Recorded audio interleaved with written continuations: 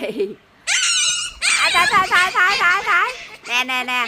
Khao. Ê, cục vàng ơi. Giữ không?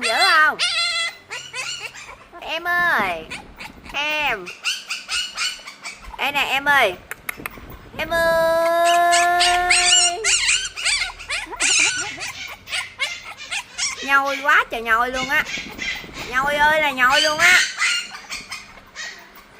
Nè, nước mặt ra. Ê.